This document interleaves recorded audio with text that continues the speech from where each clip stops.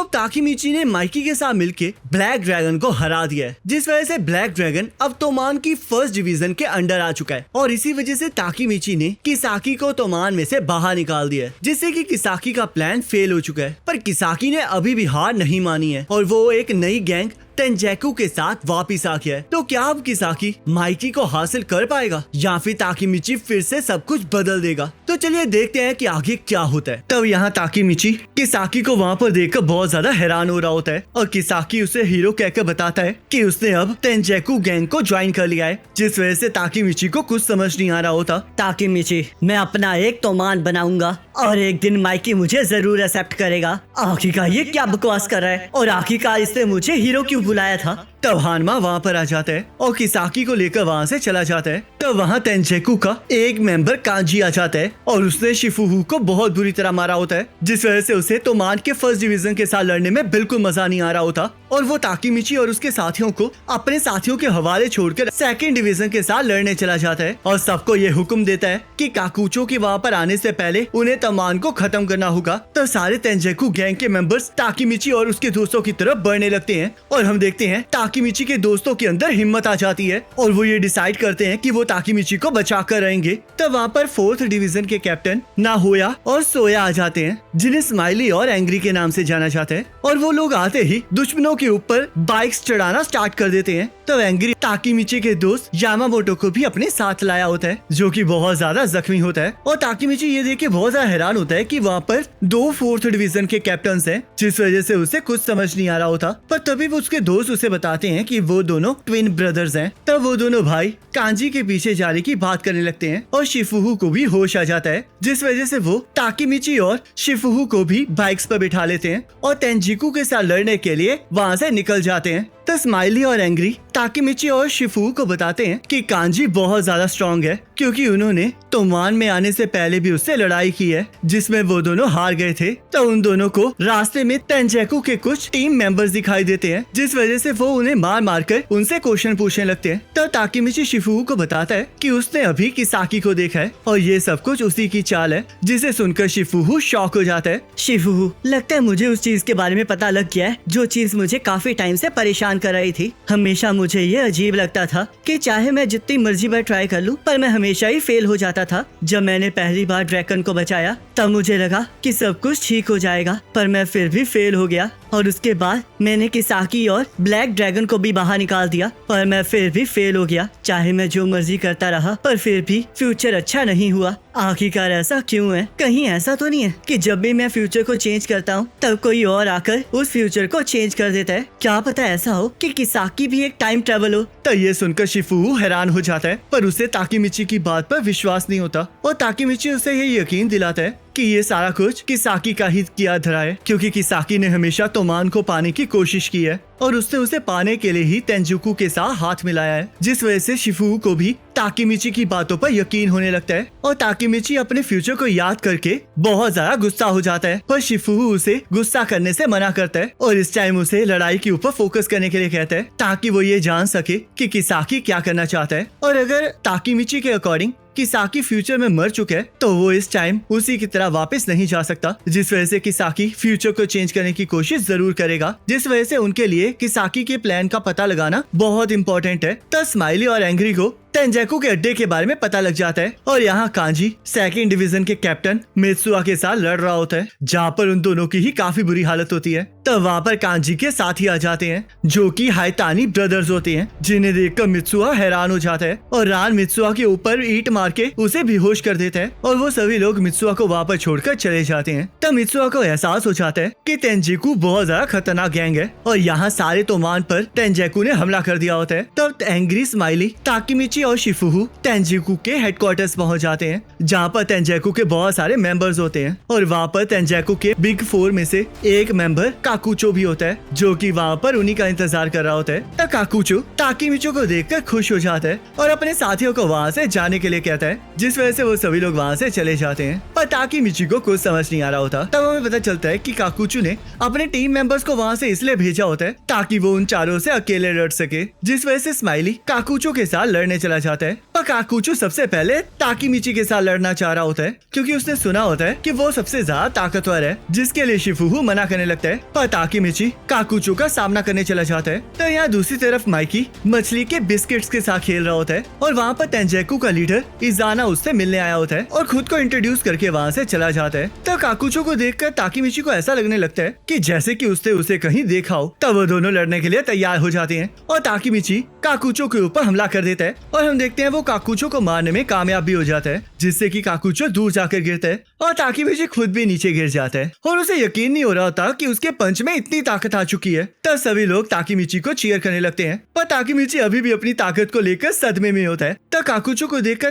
ताकीमिची को याद आता है कि वो उसके बचपन का दोस्त है, जिस वजह से वो उसके पास चला जाता है। तब वो दोनों एक दूसरे को मिलकर बहुत खुश होते हैं और काकुचो ताकीमिची को बताता है कि वो जानबूझकर उससे हारा है क्योंकि ताकीमिची बहुत ज्यादा कमजोर है, पर फिर भी वो उसका हीरो है। तो काकुचो ताकीमिची से किसाकी के बारे में पूछने लगता है और ताकीमिची उसे किसाकी के बारे में बताकर उससे किसाकी से मिलने की बात करने लगता है, पर काकुचो इस चीज से मना कर देता है क्योंकि अब उसे अपना नया हीरो इजाना मिल चुका होता है, जिसकी मदद करने की उसने कसम खाई होती है और अब वो ताकीमिची का दोस्त नहीं बल्कि उसका दुश्मन है। तब काकुचो वहाँ से चला जाता है और ताकीमिची को एक गद्दार से सावधान रहने के लिए कहता है। तब यहाँ तोमान की इमरजेंसी मीटिंग बुला ली जाती है और ताकीमिची को अभी भी समझ नहीं आ रहा होता कि आखिर का काकुचो किस गद्दार की बात कर रहा था, पर वो इसके बारे में अभी किसी को नहीं बताता है क्योंकि काकुचो ने उसे बताया होता है कि वो इस टाइम दुश्मन है, जिस वजह से वो पूरी तरह से उसकी बात पर विश्वास नहीं कर सकता। तब ड्रैकन और माइकी आके मीटिंग को स्टार्ट कर देते हैं और तेंजेकु के बारे में डिस्कस करने लगते हैं, पर क्योंकि वो गैंग अभी अभी बनी होती है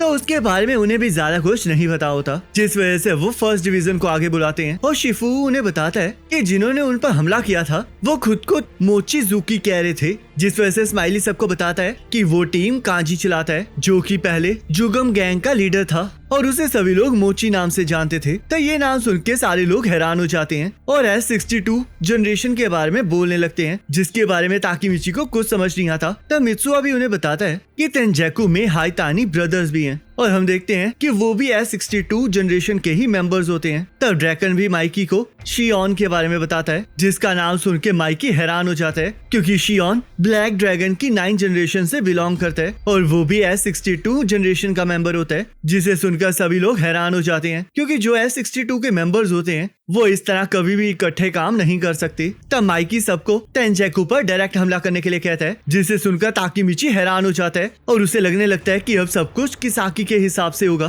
पर तब शिफुहु उसे वापस फ्यूचर में जाने के लिए कहता है ताकि वो तेंजेकु के बारे में पता लगा सके और किसाकी को हरा सके। मुझे इस सिचुएशन के बारे में सब कुछ जानना है और ये भी जानना है कि आगे क्या होने वाला है ताकि मैं किसाकी के प्लान को जान सकूं। वैसे तो मैं उस बेकार से फ्यूचर में वापस नहीं जाना चाहता, पर मेरे पास कोई और चॉइस नहीं है, तो इसलिए जब तक मैं इस फ्यूचर को चेंज नहीं कर लेता तब तक मैं बार बार उस फ्यूचर में जाता रहूंगा। तब ताकीमिची हिना के घर पहुंच जाता है और हिना को देखकर उसे हिना के साथ किया हुआ वादा याद आ जाता है कि वो उसे बचाने के लिए फ्यूचर को बदल के रहेगा, जिस वजह से वो और ज्यादा मोटिवेट हो जाता है। तब ताकीमिची फ्यूचर में चला जाता है और नायोटो को सब कुछ बताता है, जिस वजह से नायोटो किसाकी को मारने की बात करने लगता है क्योंकि वही एक तरीका होता है जिससे कि वो फ्यूचर को बार बार बदलने से रोक सकते हैं, जिसके बारे में ताकीमिची को कुछ समझ नहीं आ रहा होता। तब नायोटो उसे बताता है कि अभी किसी को भी तेंजेकु के बारे में कुछ पता नहीं है, जिस वजह से ताकीमिची को लगने लगता है कि शायद किसाकी फेल हो गया। पर तभी वो वहाँ पर इजाना की फोटो देखता है और नायोटो से इस चीज के बारे में पूछने लगता है। तब नायोटो उसे बताता है कि इस टाइम इजाना तोमान में टॉप पर है और उससे पहले वो ब्लैक ड्रैगन का लीडर था, जिस वजह से ताकीमिची को कुछ समझ नहीं आ रहा होता और वो नायोटो को बताता है कि इजाना तेंजेकु का लीडर था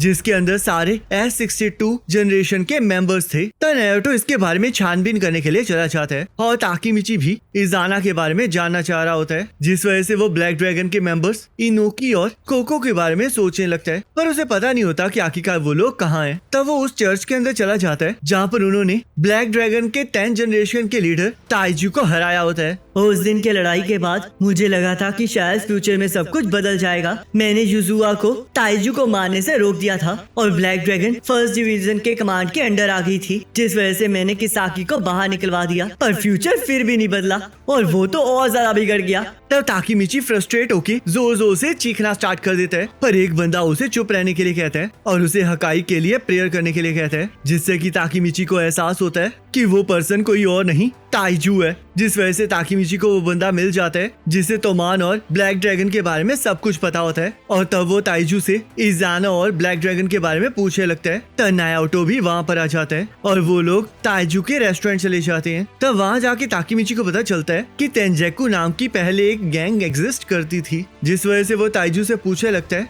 कि आखिरकार इजाना ब्लैक ड्रैगन का लीडर कैसे बना था। तुम थोड़ा गलत सवाल पूछ रहे हो। तुम्हें पता है कि ब्लैक ड्रैगन बनाया किसने था? ब्लैक ड्रैगन की फर्स्ट जनरेशन का लीडर शिनचिरो सानो था, जो कि माइकी का बड़ा भाई था। तो ये सुनकर ताकीमिची बहुत ज्यादा शॉक हो जाता है और उसके बाद ताइजू से बताता है कि इजाना ब्लैक ड्रैगन के 8 जनरेशन का लीडर था, जिस वजह से ताकीमिची को समझ में आ जाता है कि इजाना तोमान के बनने से पहले ही ब्लैक ड्रैगन का लीडर था, क्योंकि तोमान ब्लैक ड्रैगन की 9 जनरेशन को तबाह करने के लिए बना था। तो ताइजू से ये भी बताता है कि इजाना भी S62 जनरेशन का मेंबर था और जब उसने तेंजेकु बनाकर तोमान से लड़ाई की थी तब उस इंसिडेंट को कांटो इंसिडेंट कहा जाने लगा, जिसे सुनकर ताकीमिची को समझ में आ जाता है कि अभी पास्ट में यही चल रहा है, जिस वजह से वो ये जानने की कोशिश करने लगता है कि आखिरकार उस लड़ाई में कौन जीता था। और उसे पता चलता है कि वो लड़ाई ड्रॉ हुई थी, जिस वजह से तेंजेकु और तोमान मर्ज हो गए और उसमें सबसे ऊपर माइकी था, दूसरे पर किसाकी और तीसरे पर इजाना था, जिस वजह से वो गैंग बहुत ज्यादा खतरनाक बन गई। तब ताकीमिची को सारी चीजें समझ में आने लगती हैं और वो किसाकी की मौत के बारे में बात करने लगता है। पर तभी नायोटो और ताइजू उसे बताते हैं कि इजाना की पुलिस में बहुत ज्यादा पहचान है, जिस वजह से उसने किसाकी की मौत का नाटक रचा है और इस फ्यूचर में किसाकी आज भी जिंदा है। और अब जब माइकी मर चुका है और किसाकी छुपा हुआ है तो अब इजाना तोमान का लीडर बन चुका है। और सबसे बड़ी बात तो ये है कि माइकी को ड्रैगन से भी ज्यादा इजाना पर भरोसा था, जिस वजह से ताकीमिची को कुछ समझ नहीं आ रहा होता। तब वहाँ पर इनोपी और कोको आ जाते हैं, जो कि इजाना के ऑर्डर पर उन सभी को वहाँ पर मारने आए होते हैं, जिस वजह से ताइजू उनके साथ लड़ने के लिए एक्साइटेड हो जाता है और ताकीमिची और नायोटो को वहाँ से जाने के लिए कहता है ताकि वो हकाई की मौत का राज खोल सके। तब ताइजू वहाँ पर लड़ना स्टार्ट कर देता है, जिसकी ताकत को देखकर सभी लोग डर जाते हैं। तब नायोटो और ताकीमिची वहाँ से भाग रहे होते हैं और ताकीमिची वापस जाके इनोपी और कोको से कांटो इंसिडेंट के बारे में पूछना चाह रहा होता है। पर जैसे ही ताकीमिची वापस जाने लगता है वैसे ही किसाकी वहाँ पर आ जाता है और वो ताकीमिची के ऊपर फायर कर देता है, पर नायोटो बीच में आके ताकीमिची को बचा लेता है, जिससे कि उसे गोली लग जाती है। तब वहाँ पर इजाना भी आ जाता है, जो कि इस बात से बहुत ज्यादा गुस्सा होता है कि उन्होंने उसके माइकी को मार डाला है। तब वहाँ पर काकुचो भी आ जाता है, जो कि इजाना के हुक्म पर ताकीमिची को गोली मार देता है और वो सभी लोग वहाँ से चले जाते हैं। ताकीमिची, जब मैंने तुम्हें पहले ढूंढा था तब मैं बहुत ज्यादा निराश हो गया था, क्योंकि मुझे ऐसा लगा जैसे कि मैं किसी ऐसे पर्सन पर ट्रस्ट कर रहा हूँ जो कि एक लूजर है। और मुझे ये भी समझ नहीं आया कि आखिरकार मेरी बहन तुम्हें इतना पसंद क्यों करती थी। पर जब मैंने तुम्हें बार बार फेल होते हुए देखा तब मुझे समझ में आया कि तुम तो एक रियल हीरो हो, क्योंकि तुमने तो इतनी बार हारने के बाद भी हार नहीं मानी। तो इसलिए ताकीमिची, मुझे तुम पर बहुत ज्यादा गर्व है। तो चलो फिर एक आखिरी बार हाथ मिलाते हैं। तब वो दोनों हाथ मिला लेते हैं और ताकीमिची कसम खाता है कि ये आखिरी बार बिल्कुल नहीं होने वाला और वो फ्यूचर को बदल के रहेगा। तब यहाँ ताकीमिची वापस पास्ट में पहुंच जाता है, जहाँ पर वो पार्क में नायोटो को मिलने बुला लेता है, क्योंकि उसे अभी भी यकीन नहीं हो रहा होता कि नायोटो फ्यूचर में मर चुका है। तब वो नायोटो के साथ हाथ मिलाने लगता है ताकि वो फ्यूचर में जा सके, पर ऐसा हो नहीं पा रहा होता, जिस वजह से ताकीमिची को एहसास हो जाता है कि नायोटो सच में मर चुका है और वो जोर जोर से रोना स्टार्ट कर देता है। तब ताकीमिची नायोटो को वहाँ से जाने के लिए कहता है, पर नायोटो वहाँ से नहीं जाता, जिस वजह से ताकीमिची पुरानी सारी बातों को नायोटो को बताने लगता है और उसे समझ नहीं आ रहा होता कि अब आखिरकार वो फ्यूचर को कैसे बदले, जिस वजह से वो मरने की बातें करने लगता है। पर तभी हम देखते हैं वहाँ पर नायोटो नहीं बल्कि हिना होती है, जिसने ताकीमिची की सारी बातें सुन ली होती हैं और वो ताकीमिची को आई लव यू कहती है। ताकीमिची,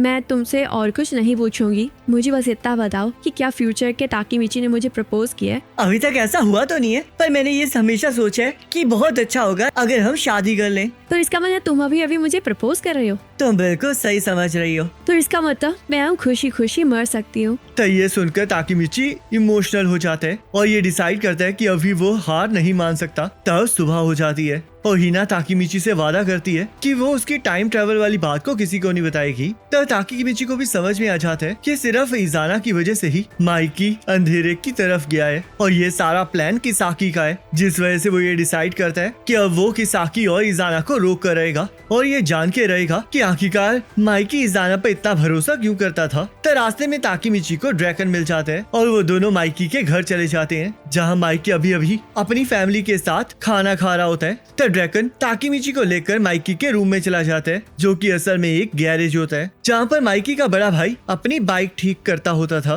तब ड्रैकन ताकीमिची को शिनिचिरो के बारे में बताने लगता है और माइकी के आने पर ताकीमिची उन्हें बताता है कि इजाना तेंजैकू का लीडर है और साथ ही वो ब्लैक ड्रैगन के 8 जनरेशन का लीडर भी था, जिस वजह से ड्रैकन और माइकी को शिनिचिरो याद आ जाता है और वो ताकीमिची को बताते हैं कि शिनिचिरो ने ही ब्लैक ड्रैगन बनाया था, जिसे सुनकर ताकीमिची को बिल्कुल भी शौक नहीं लगता और ये देख के उन दोनों को थोड़ा अजीब लगने लगता है। तब माइकी ताकीमिची को बताता है कि उसने ब्लैक ड्रैगन को हराने से पहले शिनिचिरो से बात की थी और उसे बताया था कि ब्लैक ड्रैगन अब बदल चुका है। तब हमें पता चलता है कि ब्लैक ड्रैगन इजाना की वजह से बदला था और शिनिचिरो ने ब्लैक ड्रैगन माइकी के लिए बनाया था ताकि माइकी उसका लीडर बन सके। तब वहाँ पर एमा आ जाती है और ताकीमिची इजाना के बारे में माइकी से पूछ रहा होता है, पर माइकी को उसके बारे में कुछ पता नहीं होता। पर तब एमा उन्हें बताती है कि इजाना उसका रियल बड़ा भाई है और माइकी का हाफ ब्रदर भी है, जिसे सुनकर सभी लोग शॉक हो जाते हैं। तो ताकीमिची एमा से इजाना के बारे में पूछने लगता है, पर एमा को भी ज्यादा कुछ नहीं पता होता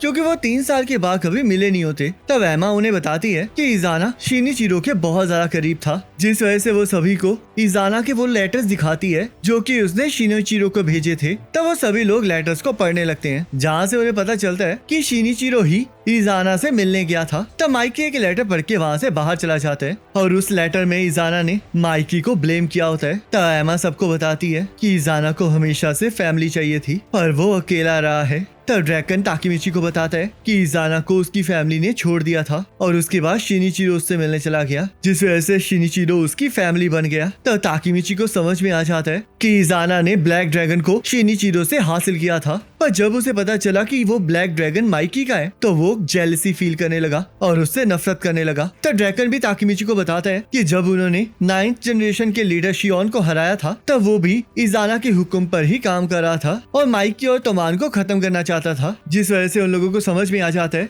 कि अब शिनिचिरो के जाने के बाद इजाना खुद सामने आ गया है ताकि वो माइकी को तबाह कर सके। तब ताकीमिची ये सारी बात शिफू को बता देता है और उसे ये भी बताता है कि अब वो अकेले काम करेगा ताकि वो इजाना और किसाकी को रोक सके और माइकी को बचा सके, जिस वजह से वो किसाकी और इजाना को मारने की बात करने लगता है। पर शिफू उसे अकेले छोड़ने से मना कर देता है और उसे समझाता है कि ये उसके अकेले की लड़ाई नहीं है, क्योंकि इसी लड़ाई की वजह से तोमान बना हुआ है, तो इसलिए वो अकेले कुछ नहीं कर सकता और उसे इसके लिए उसके साथियों से बात करनी होगी। तब उसके दोस्त भी उसका लड़ाई में साथ देने के लिए तैयार हो जाते हैं। पर तभी वहाँ पर तोमान की गैंग का एक मेंबर आ जाता है और ताकीमिची देखता है 5th डिवीजन का कैप्टन मूचो मिलने आया है, जिसे देखकर शिफुहू ताकीमिची को चौकन्ना रहने के लिए कहता है। तब उन सभी को तोमान के गैंग मेंबर्स घेर लेते हैं और मूचो ताकीमिची को मारना स्टार्ट कर देता है, पर ताकीमिची उसे रोकने की कोशिश करने लगता है क्योंकि तोमान में इन फाइटिंग करना मना होता है। पर मूचो बिल्कुल भी नहीं रुकता और ताकीमिची को लेकर वहाँ से चला जाता है। तो यहाँ ताकीमिची एक कमरे में कैद होता है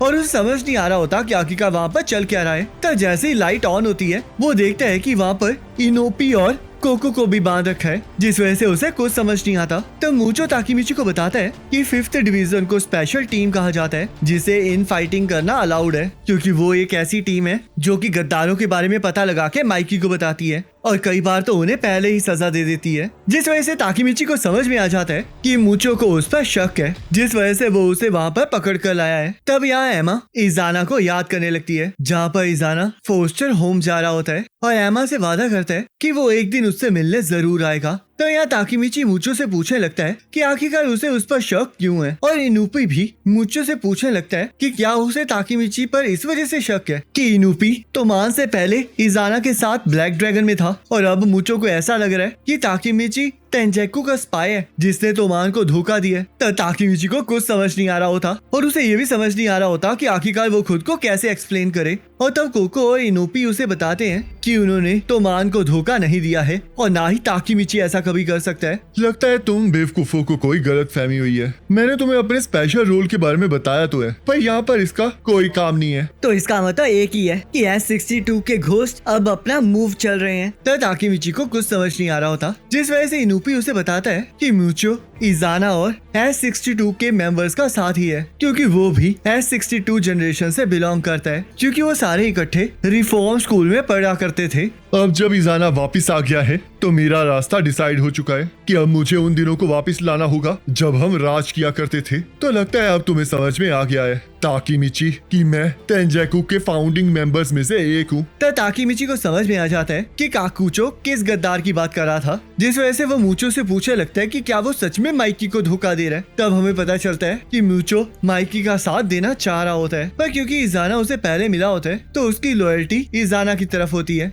जिस वजह से तोमान अब उसका दुश्मन बन गया होता है। तब ताकीमिची को पता चलता है कि असल में मूचो कोको के पीछे आया होता है, और ऐसा इस वजह से होता है क्योंकि कोको पैसे बनाने में जीनियस होता है, जिस वजह से ताकीमिची को ख्याल आता है कि उसने जितने भी फ्यूचर्स देखे हैं वहाँ पर हमेशा कोको तोमान का फाइनेंस संभालता है। तब उसे यह भी पता चलता है कि कोको सिर्फ इनोई की बात ही सुनता है, और इस टाइम इनोई ताकीमिची के लिए लॉयल है, तो इसलिए मूचो इनोई और ताकीमिची को मार डालेगा तो कोको को जबरदस्ती तेंजैकू ज्वाइन करना पड़ेगा। तब मूचो कोको को दो ऑप्शंस देता है कि या तो वो तेंजैकू को ज्वाइन कर ले और अपने साथियों को बचा ले, या फिर वो उनके मरने के बाद जबरदस्ती तेंजैकू में शामिल हो जाए। तब मूचो ताकीमिची को यह भी बताता है कि इजाना इस टाइम सिर्फ माइकी के पीछे नहीं पड़ा है, बल्कि उसे कोको के पैसे चाहिए, किसाकी का ब्रेन चाहिए और माइकी का करिश्मा चाहिए, ताकि वो सबसे पावरफुल गैंग बना सके। तब ताकीमिची को सब कुछ समझ में आ जाता है और वो कोको को तेंजैकू को ज्वाइन करने से मना करने लगता है, क्योंकि उसे एहसास हो चुका होता है कि अगर वो कोको को तेंजैकू ज्वाइन करने से रोक लेगा तो वो इजाना के प्लान को फेल कर सकता है और फ्यूचर को बदल सकता है, जिस वजह से वो मरने के लिए भी तैयार होता है। तब मूचो उसे समझाने लगता है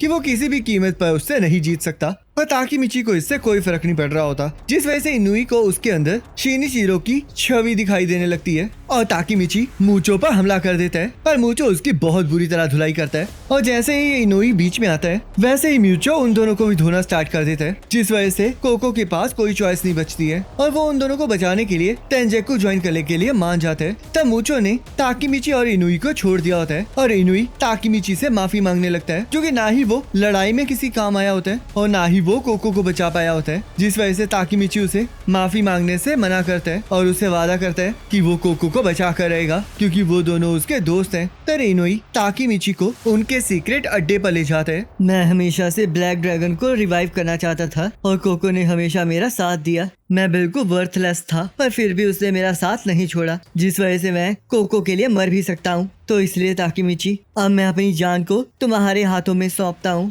और मैं रिक्वेस्ट करता हूँ कि तुम ब्लैक ड्रैगन के 11th लीडर बन जाओ और कोको को बचा लो। तो ये सुनकर ताकीमिची हैरान हो जाता है और थोड़ी देर बाद इनुई ताकीमिची को बताता है कि जिस जगह पर वो है वो पहले शिनिचिरो की शॉप हुआ करती थी, जहाँ पर बहुत सारी बाइक्स हुआ करती थी और ब्लैक ड्रैगन वहाँ पर इकट्ठा हुआ करते थे, और शिनिचिरो उसकी नजर में हीरो था, क्योंकि वो जगह ऐसी थी जहाँ पर सभी लोग खुश थे, जिस वजह से इनुई उस ब्लैक ड्रैगन को दोबारा से रिवाइव करना चाहता था। ब्लैक ड्रैगन एक ऐसी गैंग थी जहाँ पर दोस्त मिलकर हंसा करते थे और एक दूसरे का ख्याल रखते थे, जिस वजह से मैंने ब्लैक ड्रैगन को ज्वाइन किया था। पर तब ब्लैक ड्रैगन का लीडर इजाना था, जिसने ब्लैक ड्रैगन को पूरी तरह से बदल दिया था और वो इतनी खतरनाक गैंग बन चुकी थी कि उसके गोल्स ओरिजिनल गैंग से बिल्कुल अलग थे, और ऊपर से बहुत जल्द मैं भी उस गैंग के इन्फ्लुएंस में बदल गया, जिस वजह से मुझे जेल हो गई। और जब मैं बाहर आया तब तक ब्लैक ड्रैगन पूरी तरह से खत्म हो चुकी थी, जिस वजह से मैं ताइजू के पास चला गया ताकि मैं ब्लैक ड्रैगन को दोबारा से रिवाइव कर सकूं।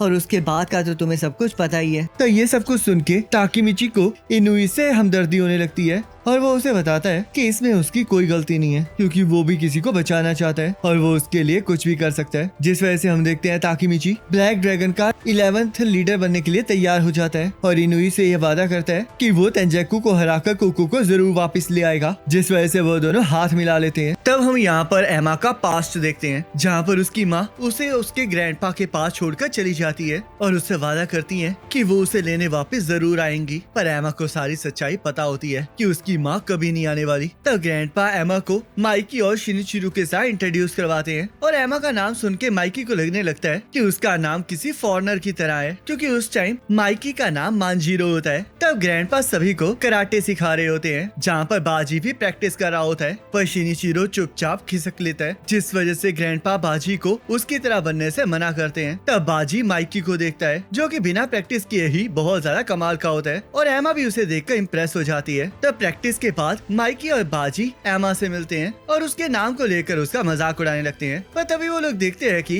एमा बहुत ज्यादा उदास है और अपनी माँ के बारे में बातें कर रही है। तब एमा रोने लगती है और अपने ग्रैंडपा और शिनिचिरो से उसे पता चलता है कि एमा अभी भी अपनी फैमिली को बहुत ज्यादा मिस करती है। तब अगले दिन माइकी एमा से मिलने चला जाता है और अपना नाम मांजीरो से चेंज करके माइकी कर लेता है ताकि एमा को अकेला फील ना हो। तब एमा ये सुन के इमोशनल हो जाती है और उस दिन के बाद उसे कभी भी अकेला फील नहीं हुआ होता। तो यहाँ माइकी से मिलने ताकीमिची और उसके साथी आ चुके होते हैं और साथ में इनुई भी आया होता है। तब हमें कुछ टाइम पहले का सीन दिखाया जाता है जहाँ पर इनुई ने माइकी को बताया होता है कि वो ताकीमिची को ब्लैक ड्रैगन का 11th लीडर बनाना चाहता है, क्योंकि ताकीमिची के अंदर उसे शिनिचिरो की झलक दिखाई दी होती है। पर माइकी इस चीज के लिए मना करने लगता है और इनुई को बताता है कि उसे पहले से ही पता था कि ताकीमिची उसके भाई की तरह है, जिस वजह से वो ताकीमिची को नहीं छोड़ सकता। तब प्रेजेंट में ताकीमिची माइकी को बताता है कि फर्स्ट डिवीजन तेंजेकु की लड़ाई में पहले कोको को बचाएंगे, जिसके लिए माइकी तैयार हो जाता है और इनुई के जरिए उसे पता चलता है कि इजाना अगले दिन उन पर हमला करने वाला है, क्योंकि अगले दिन पहली बार ब्लैक ड्रैगन बना था और क्योंकि इजाना को शिनिचिरो के साथ बहुत ज्यादा लगाव है तो वो उसके लिए स्पेशल दिन है, जिस वजह से माइकी सभी को लड़ाई के लिए तैयार होने के लिए कहता है। तब यहाँ काकुचो इजाना को मर्डर करने से रोक रहा होता है पर इजाना उसकी बात बिल्कुल नहीं सुन रहा होता। तब यहाँ रात को सारा तोमान इकट्ठा हो जाता है ताकि वो अगले दिन की लड़ाई के लिए तैयार हो सके और ड्रैगन सभी को सावधान रहने के लिए कहता है, क्योंकि उनका दुश्मन कोई भी डर्टी चाल चल सकता है। तब हकाए वहाँ पर आ जाता है और तोमान को भी डर्टी चाल चलने के लिए कहता है, क्योंकि अभी अभी तेंजेकु ने मित्सुआ और स्माइली को जख्मी कर दिया होता है, जिस वजह से वो लोग हॉस्पिटल में होते हैं और क्योंकि तोमान के बहुत सारे कैप्टन जख्मी होते हैं तो उनका जीतना काफी मुश्किल होता है, जिस वजह से सारे तोमान वाले हथियारों के साथ दुश्मनों का सामना करने के लिए तैयार हो जाते हैं। पर तभी वहाँ पर पे आ जाता है और उन सभी को चुप रहने के लिए कहता है। क्या तुम लोग हारने से इतना ज्यादा डर रहे हो कि तुम वेपन्स उठाने के लिए भी तैयार हो? पा को वेपन्स यूज करने की वजह से ही पकड़ा गया था और मैंने गलत तरीके से ड्रैगन पर हमला किया था। पर फिर भी पता है माइकी ने मुझे क्या कहा था? उसने मुझे कहा था कि वो मुझसे लड़ना नहीं चाहता और इसी वजह से मैं अभी यहाँ पर हूँ। तो इसलिए मैं इस बार उस तरीके से लड़ना चाहता हूँ जिस तरह की लड़ाई माइकी चाहता है। हकाए, मुझे पता है कि मित्सु और स्माइली की हालत देख के तुम्हें बहुत गुस्सा आ रहा है, पर जरा माइकी को ध्यान से देखो, क्या तुम्हें वो हंसता हुआ दिखाई दे रहा है? तो हकाई को सारी बात समझ में आ जाती है और माइकी हकाई को मित्सुआ और स्माइली के पास रहने के लिए कहता है, क्योंकि माइकी को पूरा यकीन होता है कि जब भी उन लोगों को होश आएगा वो सीधा लड़ाई में आने के लिए उठ खड़े होंगे, जिस वजह से वो हकाई को उन्हें रोकने के लिए जाने के लिए कहता है। तो माइकी सभी को चिंता करने से मना करता है और उन्हें यकीन दिलाता है कि वो उनके साथ खड़ा हुआ है, जिससे कि सभी के अंदर जोश भर जाता है। तब अगले दिन इनुई ताकीमिची को शिनिचिरो की ग्रेव पर ले जाता है और उसे ब्लैक ड्रैगन के 11th लीडर के तौर पर इंट्रोड्यूस करवाता है। तब वहाँ पर इजाना आ जाता है और इनुई उसे देख के उसे मारने के लिए आगे बढ़ने लगता है, पर माइकी उसे रोक देता है। तब वहाँ पर एमा भी आई होती है, जिस वजह से माइकी ताकीमिची से एमा को वहाँ से लेकर जाने के लिए कहता है। तब यहाँ हानमा और किसाकी अपने मर्डर की प्लानिंग के लिए आगे बढ़ने लगते हैं और यहाँ इजाना माइकी को 8 बजे लड़ने के लिए बुलाने लगता है। तब एमा को समझ नहीं आ रहा होता कि आखिरकार वो लोग भाई होने के बावजूद भी क्यों लड़ रहे हैं। तब एमा ताकीमिची को समझाती है कि माइकी शिनिचिरो और बाजी के मरने के बाद भी नहीं रोया है और उसने किसी को भी अपनी वीकनेस नहीं दिखाई है, पर असल में वो बहुत ज्यादा कमजोर है। तो इसलिए एमा चाहती है कि जब भी माइकी हार माने तो वो उसे बचाने के लिए वहीं खड़ी हो, क्योंकि माइकी ने हमेशा उसके लिए वैसा ही किया है। तो ताकीमिची को याद आता है कि अगर एमा हमेशा माइकी के साथ है तो आखिरकार माइकी फ्यूचर में इतना बुरा क्यों बना था, जिस वजह से ताकीमिची सोचने लगता है कि क्या एमा फ्यूचर में एग्जिस्ट करती भी है या नहीं। तो हानमा और किसाकी भी बाइक पर वहाँ पर आ जाते हैं और ताकीमिची के ऊपर हमला करने लगते हैं, पर हम देखते हैं वो हमला ताकीमिची पर नहीं बल्कि एमा पर होता है, जिससे कि एमा बहुत ज्यादा जख्मी हो जाती है और ताकीमिची को यकीन नहीं हो रहा होता कि किसाकी ऐसा कर सकता है। तब उसे समझ में आ जाता है कि फ्यूचर इसलिए नहीं बदल रहा है क्योंकि हमेशा एमा मर जाती है, जिस वजह से माइकी अंधेरों में घिर जाता है। तब माइकी एमा की ये हालत देख के पूरी तरह से हिल जाता है, पर इजाना को इससे कोई फर्क नहीं पड़ता। तब माइकी एमा को कंधे पर उठाकर हॉस्पिटल लेकर जाने लगता है और जैसे एमा को होश आता है वो उसे यकीन दिलाता है कि वो लोग बहुत जल्द हॉस्पिटल पहुंच जाएंगे। तब एमा माइकी को उसके बदले में ड्रैगन को आई लव यू कहने के लिए कहती कहती है और ताकीमिची को माइकी का ध्यान रखने के लिए कहती है, जिसके बाद वो मर जाती है। तब माइकी को इस बात पर यकीन नहीं आ रहा होता और वो बार बार एमा को उठने के लिए कह रहा होता है। तब माइकी एमा को अपने सपने के बारे में बताने लगता है, जहाँ पर वो और ड्रैकन बहुत ज्यादा खुशी खुशी रह रहे होते हैं और सभी लोग मिलकर बहुत अच्छी जिंदगी जी रहे होते हैं। पर एमा ये सुनने के लिए जिंदा ही नहीं होती। तब यहाँ के साकी के बदले में इजाना ने किसी और को अरेस्ट करवा दिया होता है और इजाना को समझ नहीं आ रहा होता कि आखिरकार किसाकी ने ये मर्डर खुद क्यों किया है। जिस वजह से किसाकी इजाना को बताता है कि माइकी एक लीडर बनने के लिए बहुत कमाल का है, पर जब तक वो तोमान के साथ रहेगा तब तक वो ग्रेटेस्ट लीडर नहीं बन सकता। जिस वजह से उसने पहले भी माइकी को तोमान से अलग करने की कोशिश की है, पर हमेशा ताकीमिची ने उसे रोक दिया है। तो इसलिए इस बार किसाकी ने माइकी का इमोशनल सपोर्ट तोड़ दिया है ताकि माइकी दोबारा से रिबॉर्न हो सके। तो किसाकी इजाना से पूछने लगता है कि आखिरकार उसे अपनी बहन के मरने पर दुख क्यों नहीं हो रहा है। मेरी कोई बहन नहीं है। मैंने 10 साल फोस्टर होम में बताए हैं, पर फिर भी सिर्फ शिनिचिरो ही मुझसे मिलने आया। तो इसलिए सिर्फ शिनिचिरो का प्यार ही था जिससे मेरे खाली दिल को भरा था। तो इसलिए मेरे अलावा शिनिचिरो जिस चीज से भी प्यार करता था मैं उसे तबाह कर देना चाहता हूँ। किसाकी, तुम्हारा ये गुस्सा ही मेरी ख्वाहिशों को पूरा कर सकता है, जिस वजह से मैं तुम्हें खुद को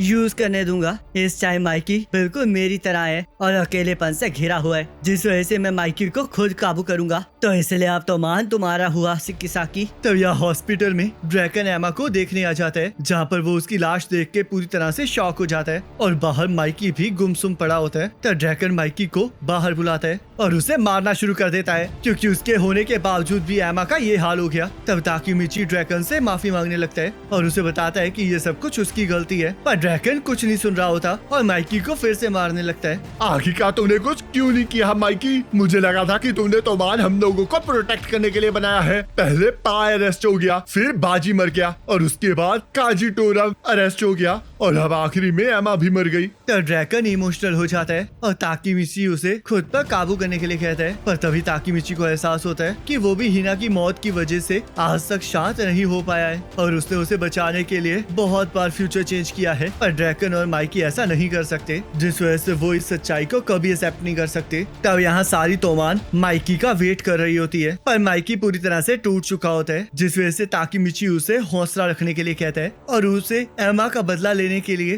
टेंजैकू के साथ लड़ाई करने के लिए कहने लगता है। पर माइकी इस चीज के लिए तैयार नहीं होता, जिस वजह से ताकीमिची ये डिसाइड करता है कि वो अकेले ही टेंजैकू के साथ लड़ने जाएगा। हिना भी वहाँ पर आ जाती है और एमा को देखकर रोना स्टार्ट कर देती है, जिस वजह से ताकीमिची उसे हंसाने की कोशिश करने लगता है, पर ताकीमिची खुद बहुत ज्यादा उदास होता है और हिना को बताता है कि वो हमेशा चीजों से भागता आया है, पर वो आज ऐसा नहीं करेगा क्योंकि हीरोज कभी नहीं भागते हैं। तो शिफुहु ताकीमिची को लेने आ जाता है और शिफुहु सभी तोमान के मेंबर्स को एमा की मौत के बारे में बताता है और उन्हें यह भी बताता है कि अब ड्रैकन और माइकी अब उनके साथ नहीं लड़ सकते, जिस वजह से सबका मोराल डाउन हो जाता है और इनोई भी लड़ाई के लिए मना करने लगता है। पर ताकीमिची अभी भी सभी को लड़ने के लिए कह रहा होता है, जिसके लिए सभी लोग मना करने लगते हैं, क्योंकि चाहे ताकीमिची फर्स्ट डिवीजन का लीडर बन गया होता है, पर अभी भी कोई भी उसकी रिस्पेक्ट नहीं करता होता। तब ताकीमिची ये डिसाइड करता है कि वो अकेले टेंजैकू का सामना करेगा, जिस वजह से शिफुहु भी उसके साथ जाने की बात करने लगता है और हम देखते हैं ताकीमिची के दोस्त भी उसके साथ खड़े हो जाते हैं। तब वहाँ पर स्माइली और मित्सुआ भी उसका साथ देने के लिए आ जाते हैं और हकाई और एंग्री को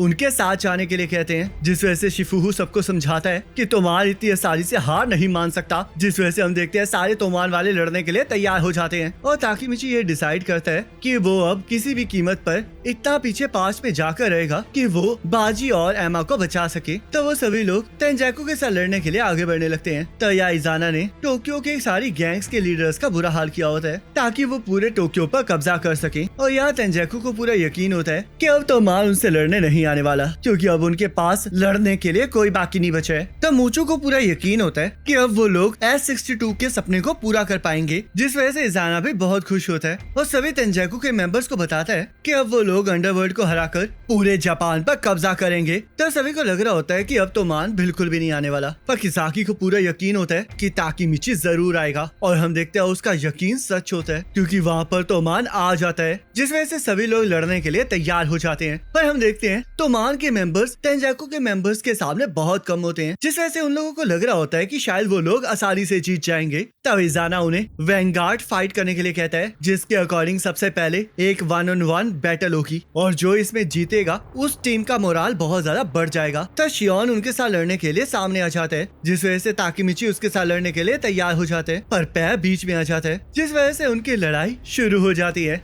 और हम देखते हैं पै एक ही मुक्के में शियोन के छक्के छुड़ा देता है, जिस वजह से तोमान वाले बहुत ज्यादा हैरान हो जाते हैं और तेंजेकु को भी इस चीज पर भरोसा नहीं हो रहा होता और वो लोग तोमान की पावर से डरने लगते हैं। तब दोनों गैंग्स के बीच में लड़ाई स्टार्ट हो जाती है और ताकीमिची ये डिसाइड करता है कि अब वो किसाकी के साथ बदला लेकर रहेगा और सब कुछ खत्म कर देगा। तब पै सभी लोगों को उड़ा उड़ा कर मारना स्टार्ट कर देता है और यहाँ सभी लोग ताकीमिची के लिए रास्ता बनाने लगते हैं ताकि वो किसाकी तक पहुँच सके, क्योंकि इस टाइम ताकीमिची तोमान का एक्टिंग लीडर होता है जो कि बिल्कुल नहीं हार सकता। तो ताकीमिची अपने साथियों के साथ किसाकी की तरफ बढ़ रहा होता है पर किसाकी अभी भी उसकी पहुंच से बहुत ज्यादा दूर होता है और उसे अभी भी यकीन होता है कि किसाकी एक टाइम ट्रेवलर है, जिस वजह से वो उसे हराकर फ्यूचर को चेंज कर सकता है। तब यहाँ तोमान के लोग तेंजेकु पर भारी पड़ रहे होते हैं, जिस वजह से इजाना लड़ाई के बीच में आ जाता है और उनके ताकतवर प्लेयर पे को एक ही झटके में हरा देता है ताकि तोमान का मोराल टूट जाए। तब हम यहाँ पर जुवेनाइल सेंटर देखते हैं जहाँ पर इजाना ने सभी लोगों की बहुत बुरी हालत की होती है और जो लोग बचे हुए होते हैं वो सभी लोग ये डिसाइड करते हैं कि इजाना उनका लीडर बनेगा और हम देखते हैं वो लोग वही होते हैं जो लोग इस टाइम तेंजेकु में टॉप पर होते हैं। तब मोची ताकीमिची से लड़ने आ जाता है, जिस वजह से ताकीमिची के दोस्त उसके साथ लड़ने के लिए तैयार हो जाते हैं, पर शिफुहु बीच में आ जाता है क्योंकि पिछली बार मोची ने उसकी बहुत बुरी धुलाई की होती है, जिस वजह से वो इस बार उसके साथ बदला लेना चाह रहा होता है और उसने मोची को मुक्का मार के नीचे गिरा दिया होता है।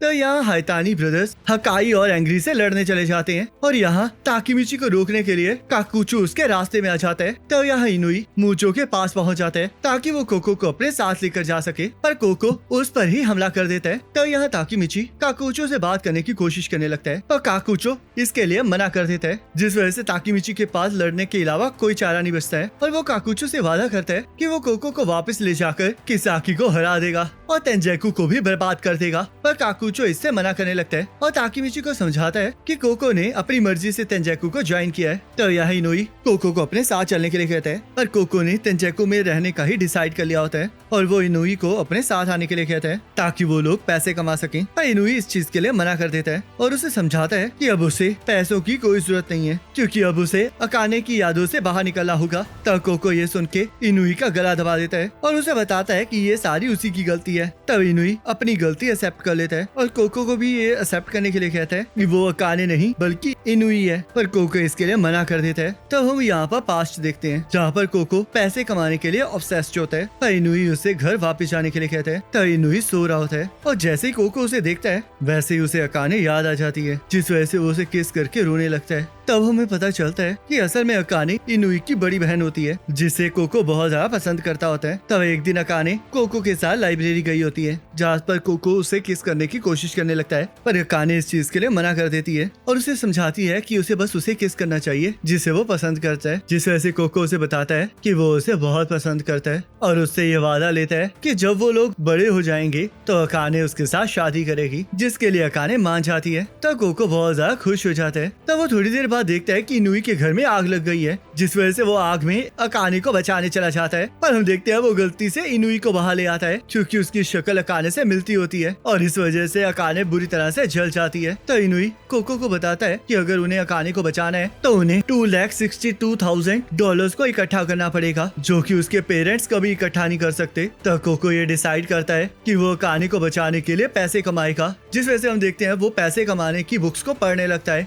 और किसी भी गलत रास्ते पर चलने के लिए तैयार होता है। तब वो लोग चोरी चकारी स्टार्ट कर देते हैं, पर उससे भी कोको ज्यादा पैसे नहीं कमा पा रहा होता, जिस वजह से वो रिच लोगों के लिए क्राइम करना भी स्टार्ट कर देता है ताकि वो ज्यादा से ज्यादा पैसों को इकट्ठा कर सके। पर हम देखते हैं कोको के पैसा इकट्ठा करने से पहले ही अकाने मर जाती है। तब यहाँ इनुई कोको को इस बात को एक्सेप्ट करने के लिए कहता है, पर कोको अब काफी दूर आ चुका होता है और लोगों ने हमेशा उसे पैसों के लिए यूज किया होता है, जिस वजह से वो अब पीछे नहीं हट पा रहा होता। पर इनुई उसे एहसास दिलाता है कि हकाने मर चुकी है तो उसे अब रुकना पड़ेगा, जिसे याद करके कोको रोने लगता है। पर अब कोको इतनी दूर आ चुका होता है कि उसके पास वापस जाने का रास्ता ही नहीं बचा होता, जिस वजह से वो तोमान को अपना दुश्मन समझने लगता है। तब मूचो बीच में आ जाता है और इनुई को उसके साथ लड़ने के लिए कहता है। तब यहाँ ताकीमिची काकुचो के साथ लड़ना स्टार्ट कर देता है, पर काकुचो उसे बड़ी आसानी से मार के नीचे फेंक रहा होता है। तब यहाँ शिफूर देखता है कि ताकीमिची को उसकी जरूरत है, जिस वजह से वो उसकी तरफ जाने लगता है, पर मोची उसे जाने नहीं दे रहा होता। और ये देख के किसाकी को लगने लगता है कि चाहे तो मान कमजोर हो गया है, पर फिर भी तेंजाकू उससे नहीं लड़ पा रहा है। जब मैं जुवेनाइल में था तब मैंने अपना आपा खो दिया था और मैंने वहाँ के कैदियों को बहुत मारा, पर फिर भी वहाँ पर कुछ लोग ऐसे मौजूद थे जो कि हार नहीं मान रहे थे और हम सभी लोग सेम एज के थे और यही S62 जनरेशन है। मोची का क्राइम लोगों को उनकी ड्यूटी पूरे ना करने का था। उसने अकेले ही एक गैंग को मसल दिया था और पुलिस जब उसे रोकने आई तब उसने उनका भी बुरा हाल कर दिया। मूचो का क्राइम ये था कि उसने एक मिक्स्ड मार्शल आर्ट याकुजा को बहुत बुरी तरह मारा था, जिस वजह से उसकी हड्डी टूट गई थी। और हाइतानी ब्रदर्स ने भी रोपोंगी गैंग के मेंबर्स को भी बहुत बुरी तरह मारा था, जिस वजह से चाहे तुम्हारा जितनी मर्जी कोशिश कर ले पर फिर भी वो कभी भी तेंजाकू को नहीं हरा पाएगा। तब यहाँ तोमान के लिए तेंजाकू के लीडर्स के साथ लड़ना मुश्किल हो रहा होता है और यहाँ हाइतानी ब्रदर्स हकाई और एंग्री के साथ लड़ रहे होते हैं, जिससे कि हकाई और एंग्री टीम अप करने का सोचते हैं। पर हाइतानी ब्रदर्स के एक तालमेल के आगे वो लोग कुछ नहीं कर पा रहे होते, जिस वजह से हाइतानी ब्रदर्स उन पर भारी पड़ते हैं और इस वजह से स्माइली की बाजू टूट जाती है। तो इस तरह मार खाने की वजह से एंग्री और हकाई आपस में ही लड़ना स्टार्ट कर देते हैं, जिस वजह से हाइतानी ब्रदर्स उन्हें और बुरी तरह मारने लगते हैं। पर वो लोग फिर भी हार नहीं मानते हैं और उनके साथ लड़ने के लिए तैयार हो जाते हैं। तो हम यहाँ पर एंग्री और स्माइली को देखते हैं और एंग्री रो रहा होता है और बहुत सारे लोग जख्मी पड़े होते हैं, जिस वजह से स्माइली एंग्री से वादा करता है कि वो अगली बार सबको संभाल लेगा, जिस वजह से उसे रोने की जरूरत नहीं पड़ेगी। तो यहाँ स्माइली एंग्री की चिंता कर रहा होता है और मित्सुआ उसे एंग्री की पावर पर भरोसा करने के लिए कहता है। और यहाँ लड़ाई में हाइतानी ब्रदर्स एंग्री और हकाई पर भारी पड़ रहे होते हैं। तो रिंडो एंग्री की टांग को तोड़ देता है और उसके बाद हकाई को पकड़ लेता है, जिस वजह से रैन हकाई को जोर जोर से मारना स्टार्ट कर देता है। तो सभी लोग ये देख के हैरान हो जाते हैं और वो लड़ाई रुक जाती है। तो एंग्री को लगने लगता है कि हकाई मर जाएगा, जिस वजह से वो जोर जोर से रोना स्टार्ट कर देता है। तो यहाँ स्माइली भी इसी बारे में बात कर रहा होता है और मित्सुआ को बताता है कि जब तक एंग्री नॉर्मल रहता है तब तक उसका अपने आप पर कंट्रोल होता है, पर जैसे ही वो रोना स्टार्ट करता है वैसे ही वो डीमन बन जाता है। तब हमें पता चलता है कि बचपन में जो लोग जख्मी हुए होते हैं वो लोग स्माइली को तंग कर रहे होते हैं और एंग्री ने रोने के बाद उन लोगों का बुरा हाल कर दिया होता है, जिस वजह से वो मरने वाले होते हैं। और इसी वजह से स्माइली ने ये वादा किया होता है कि वो कभी भी अपने भाई को रोने नहीं देगा। पर यहाँ लड़ाई में एंग्री ने रोना स्टार्ट कर दिया होता है और वो सुध-बुध खो के हाइतानी ब्रदर्स की तरफ बढ़ने लगता है। टरिंडो एंग्री के ऊपर फिर से हमला कर देता है, पर इस बार वो उसे हिला नहीं पाता और एंग्री उसे एक जोरदार पंच मारता है, जिससे कि वो वहीं पर बेहोश हो जाता है। तब एंग्री पलक झपकते ही रान को भी मुक्का मार के नीचे गिरा देता है, जिसे देखकर सभी लोग हैरान हो जाते हैं। तब मोची भी उस लड़ाई के बीच में आ जाता है, पर एंग्री उसे भी एक मुक्के में ढेर कर देता है और उसकी ताकत को देखकर उसके साथियों को भी विश्वास नहीं हो रहा होता। तब तेंजाकू के लोग उससे डरने लगते हैं, जिस वजह से मूचो खुद एंग्री का सामना करने आ जाता है और उसे उठाकर नीचे पटकने लगता है, पर एंग्री उल्टा उसे नीचे पटक देता है, जिसे देखकर ताकीमिची भी हैरान हो जाता है और उसे यकीन नहीं आ रहा होता कि एंग्री ने अकेले ही आधे तेंजाकू को हरा दिया है। तब मूचो को माई की याद आने लगता है और उसे एहसास होता है कि वो लोग हार चुके हैं। तब तोमान फिर से अपने पैरों पर खड़ा हो जाता है और सबके अंदर उम्मीद भर जाती है। पर तभी मूचो को इजाना का सपना याद आता है, जिस वजह से वो उस सपने को पूरा करने के लिए फिर से खड़ा हो जाता है और चाकू को बाहर निकाल लेता है, क्योंकि वो इजाना के सपने को पूरा करने के लिए किसी भी हद तक जाने के लिए तैयार होता है। तब मूचो एंग्री पर हमला कर देता है, पर ताकीमिची बीच में आ जाता है और जैसे ही मूचो ताकीमिची पर हमला करने वाला होता है वैसे ही काकुचो आकर उसे रोक देता है और उसे एक जोरदार मुक्का मारता है। तुम हार चुके हो मूचो, तो इसलिए तेंजाकू को खुद को करप्ट मत करने दो, क्योंकि अभी ये इस लायक नहीं है और मुझे पता है कि तुम भी इसके बारे में जानते हो। तब किसी को भी समझ नहीं आ रहा होता कि आखिरकार काकुचो है किसकी साइड, और ताकीमिची काकुचो को थैंक यू कहने लगता है, पर काकुचो उसे समझाता है कि ये सब कुछ ने उसे बचाने के लिए नहीं किया है और वो इजाना के लिए हेल में भी जा सकता है, जिस वजह से वो तोमान के साथ लड़ने के लिए तैयार हो जाता है और एक ही बारी में तोमान के सारे मेंबर्स को नीचे गिरा देता है, जिस वजह से सिर्फ ताकीमिची ही बचता है। है और उसे देखकर ताकीमिची को समझ में आ जाता है कि अब वो बचपन वाला कमजोर नहीं रहा है बल्कि बहुत ज्यादा ताकतवर हो चुका है। पर वो अभी भी ये समझ नहीं पा रहा होता कि आखिरकार काकुचो ने क्रिमिनल्स की गैंग को ज्वाइन क्यों किया है, जिस वजह से वो इस बारे में पूछने लगता है। पर काकुचो उसे मुक्का मार के चुप रहने के लिए कहता है। तब हम यहाँ पर काकुचो का बचपन देखते हैं जहाँ पर उसे फोस्टर होम में इजाना मिला होता है और वो वहाँ पर पहला ऐसा इंसान होता है जिसने उसे दोस्त समझा होता है। तब काकुचो ताकीमिची को मारना स्टार्ट कर देता है और कोको इनुई को समझाता है कि अब ताकीमिची कुछ नहीं कर सकता, जिस वजह से तोमान अब हारने वाला है। तो हम देखते हैं इतनी मार खाने के बावजूद भी ताकीमिची हार मानने के लिए तैयार नहीं होता। आखिरकार तुम इस गैंग में क्यों हो? तुमने कहा था ना कि इजाना तुम्हारा हीरो है, पर वो तो ये सब कुछ पर्सनल रिवेंज के लिए कर रहा है जिसके लिए उसने अपनी बहन को भी मार डाला। तो तुम आखिरकार एक ऐसे बंदे को हीरो कैसे कह सकते हो? मुझे जवाब दो काकुचो। तुम सही कह रहे हो, ये जरूरी नहीं है कि स्ट्रॉन्ग लोग हीरोज हो, पर इस टाइम इजाना मेरा हीरो है। ऐसी बात है तो इसका मतलब तुम बदल चुके हो। तब ताकीमिची काकुचो के ऊपर हमला कर देता है और काकुचो उसे फिर से मारना स्टार्ट कर देता है, जिस वजह से कोको को समझ नहीं आ रहा होता कि आखिरकार ताकीमिची उस बंदे के पंचे से भी नीचे क्यों नहीं गिर रहा है जिसके पंचेस ने बाकी सभी को नीचे गिरा दिया है। तब ताकीमिची का बुरा हाल हो चुका होता है, जिस वजह से शिफुहु बीच में आ जाता है और ताकीमिची को समझाने लगता है कि वो लोग हार चुके हैं और अगर ऐसे ही चलता रहा तो वो मर जाएगा। पर ताकीमिची हार मानने से मना कर देता है और उन्हें बताता है कि जब तक वो वहाँ पर खड़ा है तब तक तो मां नहीं हार सकता। तो इजाना काकुचो को ताकीमिची को मारने के लिए कहने लगता है, पर ताकीमिची को पूरा यकीन होता है कि काकुचो उसे नहीं मार सकता, जिस वजह से किसाकी बीच में आ जाता है और ताकीमिची की तरफ गन पॉइंट करके पूछने लगता है कि क्या वो मरने के लिए तैयार है। तब हम देखते हैं ताकीमिची को बिल्कुल डर नहीं लग रहा होता, पर वो किसाकी से पूछने लगता है कि आखिरकार उसे किस बात का डर है, जिसे सुनते ही किसाकी गोली फायर कर देता है और हम देखते हैं उसने ताकीमिची के पैर पर गोली मार दी होती है। आखिरकार तुम्हें क्या हुआ किसाकी? तुम्हें पता है ना कि मेरे पैर पर गोली मारने से मैं मरने वाला नहीं हूँ। तब किसाकी के पसीने छूट रहे होते हैं और ताकीमिची उन सभी लोगों को याद करने लगता है जिन्हें बचाने के लिए वो पास्ट में वापस आया है और उन्हीं लोगों की वजह से ताकीमिची के अंदर इतनी हिम्मत आई होती है। मेरे अंदर माइकी जितना करिश्मा नहीं है, ना ही मैं नायोटो जितना स्मार्ट हूँ, ना ही मैं कोको जितना क्लेवर हूँ और ना ही मैं मूचो जितना स्ट्रॉन्ग हूँ और ना ही मैं ड्रैगन जैसे लड़ सकता हूँ। पर मेरे अंदर एक चीज है और वो ये है कि मैं कभी भी हार नहीं मान सकता, तो इसलिए अगर मैं मर भी चाहूंगा तब भी हार नहीं मानूंगा। तो ये सुन के किसाकी शॉक हो जाता है,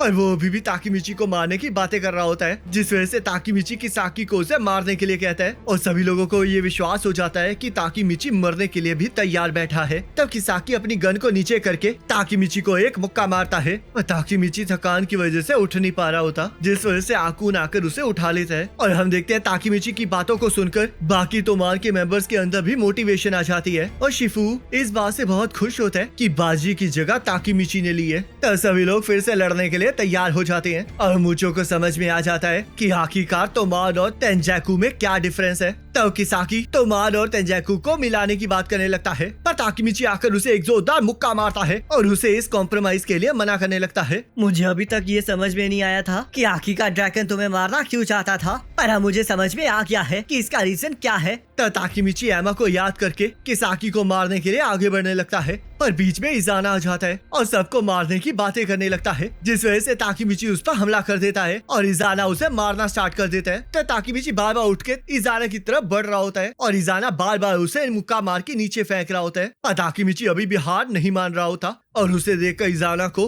शिनिचिरो की याद आने लगती है, क्योंकि शिनिचिरो भी उसी की तरह जिद्दी होता है, जिस वजह से इजाना को गुस्सा आ जाता है और वो ताकीमिची को और बुरी तरह मारना स्टार्ट कर देता है। पर ताकीमिची इतना खून बहने के बावजूद भी हार मानने के लिए तैयार नहीं होता, जिसे देखकर सभी लोग हैरान हो जाते हैं और ताकीमिची अभी भी माइकी और तोमान को बचाने की बात कर रहा होता है, पर तभी उसका ध्यान माइकी पर जाता है, जिस वजह से वो रुक जाता है। पर किसी को भी समझ नहीं आ रहा होता कि आखिरकार ताकीमिची रुक क्यों गया। तब ताकीमिची माइकी को बताता है कि उसने हार बिल्कुल नहीं मानी है, जिस वजह से सभी को एहसास हो जाता है कि माइकी वहाँ पर आ चुका है और किसाकी को भी यकीन नहीं हो रहा होता कि उसका प्लान फेल हो चुका है। तब माइकी ताकीमिची को गले लगा लेता है और उसे थैंक यू कहता है। तब वहाँ पर ड्रैगन और हीना भी आ जाते हैं और हमें पता चलता है कि हीना ने ताकीमिची की फ्यूचर से आने वाली बात को ड्रैकन और माइकी को बता दिया होता है और माइकी को इस बात पर पूरा विश्वास होता है क्योंकि उसने देखा होता है कि ताकीमिची ने किस तरह कितना डेस्परेट होकर सबको बचाने की कोशिश की है। तो ताकीमिची को अभी भी यकीन नहीं होता है कि माइकी और ड्रैकन लड़ सकते हैं क्योंकि उसे लग रहा होता है कि वो लोग अभी भी सदमे में हैं। पर माइकी सभी को लड़ने के लिए बुलाने लगता है जिस वजह से सभी के अंदर हौसला आ जाता है और वो लोग फिर से लड़ने के लिए तैयार हो जाते हैं। तो इजाना सीधा माइकी के ऊपर हमला कर देता है और माइकी भी अपने भाई के साथ लड़ने के लिए तैयार हो जाता है। तो ड्रैकन ताकीमिची को बताता है कि उसे और माइकी को उस पर पूरा विश्वास है तो इसलिए वो दोनों उसकी मदद करेंगे। तब माइकी इजाना को लात मारता है पर इजाना को कुछ भी नहीं होता और वो माइकी की अगली किक को रोक भी लेता है। तो इजाना लात मार के माइकी को दूर फेंक देता है जिसे देखकर सभी लोग हैरान हो जाते हैं। तब माइकी फिर से इजाना पर हमला कर देता है और इजाना उसे एक जोरदार मुक्का मारता है पर माइकी को कुछ भी नहीं होता और वो इजाना से ये जानने की कोशिश कर रहा होता है कि आखिरकार उसने एमा को क्यों मारा। तब हम यहाँ पर इजाना का पास्ट देखते हैं जहाँ पर उससे कोई मिलने आया होता है जिस वजह से उसे लगता है कि शायद उसकी मॉम आई है। पर वहाँ पर उसे शिनिचिरो मिलता है जो कि उसे बताता है कि वो उसका बड़ा भाई है और इजाना ये सुनकर बहुत खुश हो जाता है। तब वो बाइक राइड करते हुए अपने दिन का मजा लेने लगते हैं और वो और शिनिचिरो मिलकर बहुत सारे पंगे भी करते हैं जिस वजह से इजाना बहुत ज्यादा खुश होता है क्योंकि अब उसके पास फैमिली होती है। तो रिफॉर्म स्कूल से बाहर आने के बाद इजाना शिनिचिरो से मिलने चला जाता है और वो लोग पहले की तरह ही बाइक राइडिंग करने लगते हैं। तब इजाना शिनिचिरो को बताता है कि वो ब्लैक ड्रैगन का लीडर बनना चाहता है क्योंकि शिनिचिरो ब्लैक ड्रैगन से बहुत ज्यादा प्यार करता है तो वो भी ब्लैक ड्रैगन को संभाल के रखना चाहता है जिसके लिए शिनिचिरो हामी भर देता है और उसे बताता है कि इजाना के बाद ब्लैक ड्रैगन माइकी को मिल जाएगा जिस वजह से इजाना को कुछ समझ नहीं आता। शिनिचिरो कभी भी वो बड़ा भाई नहीं बन सका जो सिर्फ मेरा हो और उसके बाद तुम्हारे साथियों ने उसे मार डाला तो मैंने इसलिए डिसाइड किया कि मैं तुम्हें पूरी तरह से बर्बाद करके शिनिचिरो में बदल दूंगा। तुमने मुझसे सब कुछ छीन लिया माइकी और इसी वजह से अब मैं तुम्हें मारने वाला हूँ। तब हमें पता चलता है कि शिनिचिरो ने इजाना के बारे में माइकी से बात की होती है और उससे पूछा होता है कि क्या वो इस बात से खुश होगा कि उसका एक और बड़ा भाई है। तब इजाना माइकी को मारना स्टार्ट कर देता है जिस वजह से ताकीमिची को लगने लगता है कि माइकी एमा की वजह से अपनी पूरी पावर से नहीं लड़ पा रहा है। पर ड्रैकन उसे समझाता है कि ऐसा कुछ भी नहीं है, असली बात तो ये है कि इजाना बहुत ज्यादा ताकतवर है। तो काकुचो भी अपने साथियों को बताता है कि 12 साल की उम्र में ही उसने उन लोगों को बहुत ज्यादा पीटा था जिसने शिनिचिरो का दिया हुआ गिफ्ट तोड़ दिया था और उसके बाद उस गैंग के लीडर ने सुसाइड कर लिया था। तब माइकी भी इजाना को लात मारता है और उसे समझाने की कोशिश कर रहा होता है कि वो अकेला नहीं है बल्कि उसके साथ वो साथी हैं जो उसके लिए लड़ रहे हैं। पर इजाना इस चीज को मानने से मना कर देता है और उसे लग रहा होता है कि सभी लोग बस उसे इस्तेमाल कर रहे हैं जिस वजह से माइकी उससे पूछने लगता है कि आखिरकार वो कब तक अकेला रहेगा। पर इजाना इसका कोई जवाब नहीं देता और माइकी से पूछने लगता है कि क्या वो अकेला नहीं है जिस वजह से माइकी उसे बताता है कि अभी उसका एक और बड़ा भाई जिंदा है और यही जवाब माइकी ने शिनिचिरो को भी दिया होता है कि वो भी एक और बड़े भाई को पाकर बहुत खुश होगा।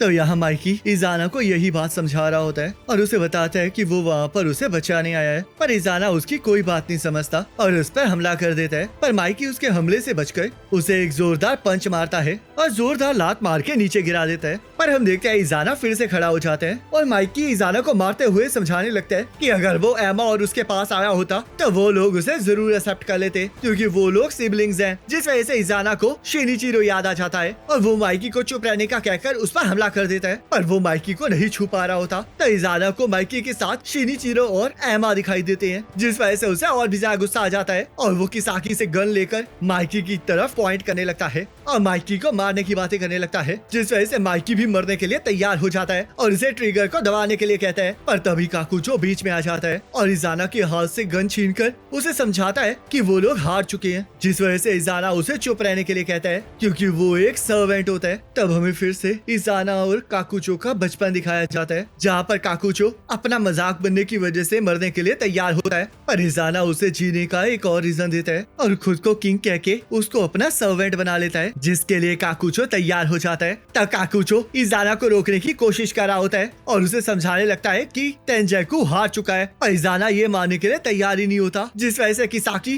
काकुचो को गोली मार देता है। तुम सभी लोगों ने मेरी नाक में दम कर रखा है और ऊपर से इस ताकीमिची ने मेरे हर एक प्लान प्लान को डिस्ट्रॉय कर दिया है, तो इसलिए अगर मैं माइकी को यूज नहीं कर सकता हूँ तो मुझे इजाना को यूज करना पड़ेगा, जिस वजह से तुम मेरे रास्ते में हो काकुचो। काकुचो किसाकी को रोकने के लिए उसकी तरफ बढ़ने लगता है ताकि वो इजाना के पीछे ना जाए, और तभी किसाकी फिर से गोलियां चला देता है, पर इस बार इजाना बीच में आके काकुचो को बचा लेता है, जिसे देखकर सभी लोग हैरान हो जाते हैं। और हम देखते हैं इजाना को खुद पता नहीं होता है कि आखिरकार उसने ऐसा क्यों किया है, और इजाना ये मान लेता है कि अब तेंजेकू हार चुका है। आखिरकार तुमने मुझे क्यों बचाया इजाना? तुम तो एक किंग हो ना, तो आखिरकार तुमने मेरे जैसे सर्वेंट क्यों बचाया है? तुम्हें तो अपना एरा क्रिएट करना था। ये मेरे अकेले का एरा नहीं था, बल्कि हम दोनों का था। मुझे माफ कर देना काकुचो, पर मुझे ये करना पड़ा क्योंकि अब सिर्फ तुम ही हो जो मेरे अपने हो। तो इजाना माइकी से पूछने लगता है कि आखिरकार वो उसे क्यों बचाना चाहता था, जिस वजह से माइकी उसे बताता है कि वो उसका भाई है, जिस वजह से वो उसे अकेला नहीं छोड़ सकता। तब हमें पता चलता है कि एक बार इजाना अपनी माँ से मिला होता है, जिस वजह से उसे पता चला होता है कि वो अपनी माँ का असली बेटा नहीं होता है, जिस वजह से शिनिचिरो, माइकी और एमा के साथ उसका कोई रिलेशन नहीं होता, और वो यही पूछने के लिए शिनिचिरो के पास पहुँच जाता है, और शिनिचिरो उसे समझाता है कि इससे कोई फर्क नहीं पड़ता है क्योंकि वो उसका भाई है। पर इजाना ये समझने के लिए बिल्कुल तैयार नहीं होता, तो इजाना माइकी को भी यही सच बताता है, और एमा को याद करते करते वहीं पर मर जाता है। तब सभी लोग ये देख के बहुत ज्यादा हैरान हो जाते हैं, और काकुचो भी इसे देख के पूरी तरह से टूट जाता है, और इजाना के साथ ही मरने की बातें करने लगता है, क्योंकि उसके लिए इजाना के बिना कोई जिंदगी नहीं होती है। तब वापस स्नोफॉल स्टार्ट हो जाती है, जिस वजह से काकुचो को इजाना के साथ बिताए हुए बचपन के दिन याद आते हैं, जहाँ पर उन्होंने अपने फ्यूचर के प्लान बनाए होते हैं, और वो लोग बहुत ज्यादा खुश होते हैं। तब माइकी सभी को बताता है कि अब लड़ाई खत्म हो चुकी है, जिस वजह से सभी को अब वहाँ से जाना होगा, और वो खुद पीछे रुकेगा। पर तेंजेकू के बिग फोर वहाँ पर रुकने की बात करने लगते हैं, क्योंकि उन्होंने हमेशा इजाना का साथ दिया होता है, जिस वजह से वो अब भी इजाना को अकेला नहीं छोड़ना चाह रहे होते। तब वो लोग इजाना और काकुचो की आंखों को बंद कर देते हैं, और माइकी किसाकी को घूरने लगता है, जिससे कि किसाकी बहुत ज्यादा डर जाता है। पर तभी हानवा आकर किसाकी को उठाकर ले जाता है, जिस वजह से ड्रैगन और ताकीमिची भी उसका पीछा करने लगते हैं, और ताकीमिची को लगने लगता है कि अब ये सही मौका है जब वो किसाकी के प्लान्स को रोक सकता है। तब किसाकी और हानवा बाइक से नीचे गिर जाते हैं, जिस वजह से ताकीमिची किसाकी के सामने आ जाता है, पर किसाकी फिर से बच के भागने लगता है, और पैर में गोली लगने की वजह से ताकीमिची उसके पीछे नहीं जा पा रहा होता, जिस वजह से ड्रैगन ताकीमिची को पेट पर उठा लेता है, और वो लोग किसाकी का पीछा करने लगते हैं। तब हानवा उन पर हमला कर देता है, जिस वजह से ड्रैगन को हानवा से लड़ने के लिए रुकना पड़ता है, और ताकीमिची किसाकी का पीछा करना स्टार्ट कर देता है। तब वो लोग एक पार्किंग लॉट में पहुंच जाते हैं, जहाँ पर किसाकी एक ब्लॉक से ताकीमिची पर हमला कर देता है, और ताकीमिची भी उसे एक जोरदार मुक्का मारता है, जिस वजह से वो दोनों लड़ना स्टार्ट कर देते हैं। तब ताकीमिची किसाकी को मारते हुए समझाने लगता है कि वो अब हार चुका है, पर किसाकी हार मानने के लिए बिल्कुल तैयार नहीं होता, जिस वजह से उसे अपने प्लान्स काफी परफेक्ट लग रहे होते हैं। पर ताकीमिची उसे बताता है कि उसके सारे प्लान्स फेल हो चुके हैं, जिस वजह से वो परफेक्ट बिल्कुल भी नहीं है। मुझे डार्क हीरो बनना था। मेरा पहला प्लान ड्रैगन को मारकर नंबर 2 पोजीशन को हासिल करना था, ताकि मैं तोमार को शैडो से मैनिपुलेट कर सकूं। मेरा दूसरा प्लान वॉलहला को बिल्ड करना था, ताकि मैं तोमार को डिस्ट्रॉय करके माइकी को उसका लीडर बना सकूं। मेरा तीसरा प्लान तेंजेकू के जरिए तोमार को डिस्ट्रॉय करना था, ताकि मैं माइकी को मैनिपुलेट करके अंडरवर्ल्ड पर राज कर सकूं। ये सारे परफेक्ट प्लान्स थे, और इन्हें रोकना नामुमकिन था,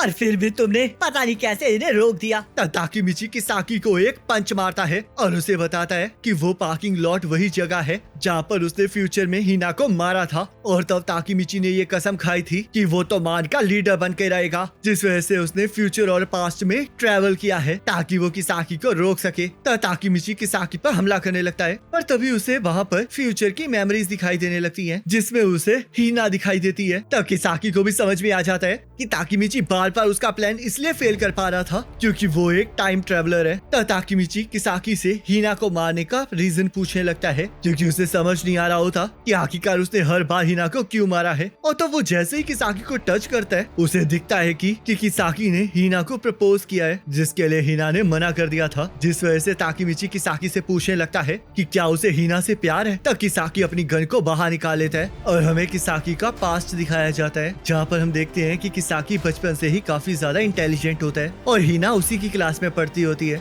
जो कि फर्स्ट आने की वजह से उसकी तारीफ कर रही होती है, और किसाकी को उससे प्यार हो गया होता है और हिना की तारीफ करने की वजह से उसे ऐसा लग रहा होता है कि हिना को भी उससे बहुत ज्यादा प्यार है। पर तब एक दिन बीच में ताकीमिची आ गया होता है, जिसने एक हीरो की तरह आके हिना को बचाकर उसका दिल चुरा लिया होता है, जिस वजह से किसाकी ने ताकीमिची का पीछा करना स्टार्ट कर दिया होता है। तब उसे पता चलता है कि ताकीमिची जापान का सबसे ज्यादा ताकतवर गुंडा बनना चाह रहा होता है, क्योंकि उसे लगता होता है कि वो लोग हीरोज हैं। तब किसाकी भी उसी सपने के पीछे पड़ जाता है और जापान के हर एक गुंडे के बारे में रिसर्च करने लगता है, जिस वजह से वो माइकी से मिलता है और उसे पूरा यकीन होता है कि माइकी ही जापान का नंबर 1 गुंडा बनेगा। और हम देखते हैं वो ये सब कुछ इसलिए कर रहा होता है ताकि वो हिना के प्यार को हासिल कर सके और हिना को ताकीमिची से छीन सके, जिस वजह से ताकीमिची को भी समझ में आ जाता है कि किसाकी ने हिना को इसलिए मारा है क्योंकि किसी भी फ्यूचर में किसाकी हिना को हासिल नहीं कर पाया होता है। हीना मेरी है तो इसलिए मैं उसे तुम्हारे हवाले नहीं कर सकता। इसकी जगह तो मैं उसे मारना पसंद करूंगा। मैंने उसे इतना ज्यादा प्यार किया